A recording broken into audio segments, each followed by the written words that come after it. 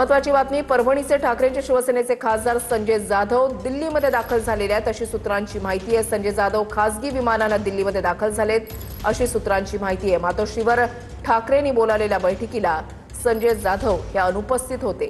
संजय जाधव दिल्लीमध्ये पोहोचल्याने ऑपरेशन टायगरच्या चर्चांना आता वेग आलेला आहे।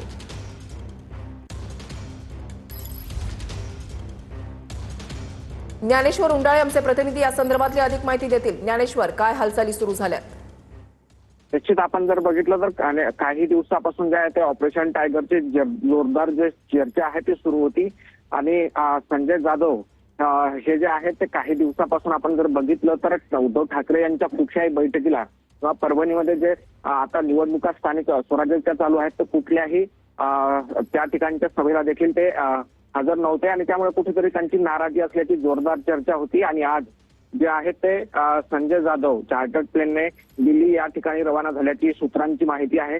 आता दिल्लीकडे ते रवाना झाल्याने हालचालींना मोठा वेग आलेला आहे। आपण जर बघितलं तर संजय जाधव यांचं प्रस्तावित परभणीमध्ये आहे ते खासदार, 2 वेळा खासदार, 3 वेळा आमदार म्हणून या ठिकाणी शिवसेनेकडून निवडणूक लढले आणि जिंकूनही आलेत। मात्र काही दिवसापासून खासदार संजय जाधव हे नाराज असल्याची चर्चा होती आणि अखेर आता ते दिल्लीत पोहोचलेले आहेत। त्यामुळे आता पुढचा निर्णय काय घेतात संजय जाधव हे पाहणं निश्चित महत्वाचं ठरणार आहे। सध्या तरी सूत्रांची एवढीच माहिती आहे की ते चार्टर्ड प्लेनने दिल्लीकडे रवाना झाले आहेत। नक्कीच, धन्यवाद ज्ञानेश्वर दिलेल्या सविस्तर माहितीसाठी।